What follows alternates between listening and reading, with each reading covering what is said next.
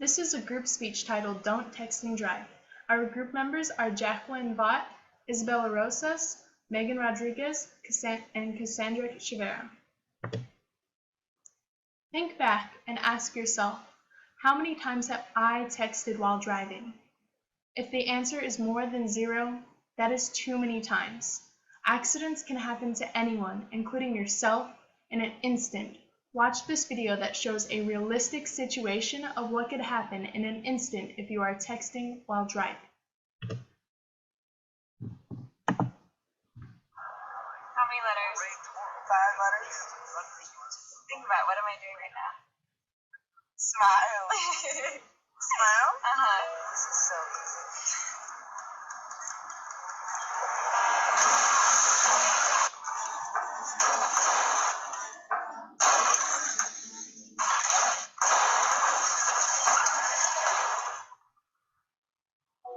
If you're texting, you're not driving.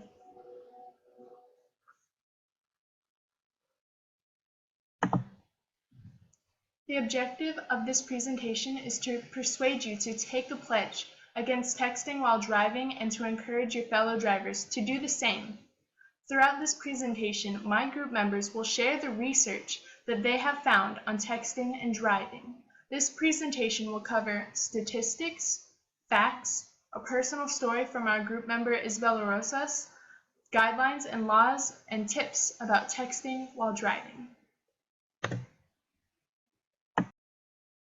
Hello, my name is Isabella Rosas, and today I will talk to you about some statistics and facts about texting and driving. Some statistics are that in 2011, 23 of auto collisions involved cell phones, and that is equivalent to about 1.3 million crashes. And then 13% of drivers that are 18 to 20 involved in car wrecks admit that they are on their phones while the accident has happened. And teens who text and drive spend approximately 10% of their driving time outside their lane. Some facts are that all it takes is literally 5 seconds to take away your attention from the road, and then you can instantly be in a crash. And if you drive at 55 miles per hour, it's equivalent to driving the length of a football field without looking at the road at all. And 1 in 5 drivers admit to surfing the web while driving. So that is never good. A quick short story that I have is about my friend who accidentally killed somebody while texting and driving. I believe I was like a junior, gonna be a senior in high school, and he was texting, on his way from back home from school, and he was texting, and the phone fell, at his feet by the gas pedal and stuff, so he went down to go get it, and as he went down, he was still holding the steering wheel, not, thinking about how he was gonna peer off. Well, he did. He went down to peer off and took the steering wheel with him, and on the sidewalk, there's a little 5-year-old boy riding his bike, and my friend instantly just went over him and toppled over him, instantly killing the little boy.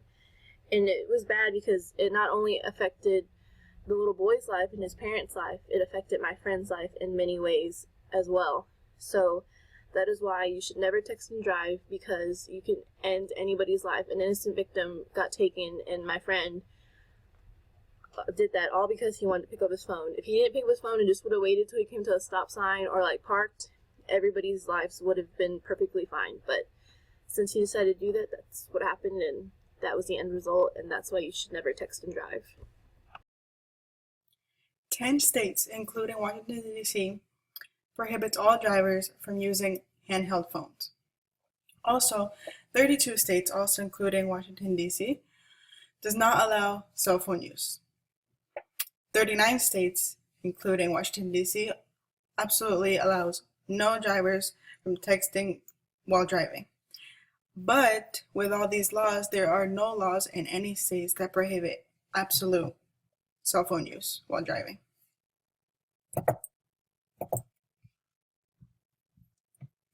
Some tips: turn your notifications off. If you can't hear it, you won't be tempted to go grab it. Out of sight and out of mind. Put your cell phone in somewhere where you can't see it, where you won't even be tempted on going and getting it. If you get a message, you won't be able to hear it or see it or any of that. Before moving on your journey, send texts before or make calls. Think about it before you actually get on the road. Also, designated drivers are not only for drunk drivers. It can also be for putting someone to send a text for you. If you're driving and you want to send a text and there's a person next to you, let them send the text for you.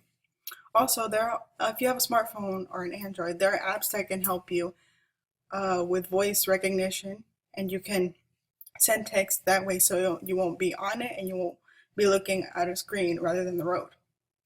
Also, if it's an important call or text and it cannot wait, make sure to pull over if you can. If you do this while driving, it will cause even more dangers for those around you. Also, just make a promise. Look at all the stories that have been around and just be the change. Don't text and drive. In conclusion, texting and driving is not only a problem locally, but also throughout the United States.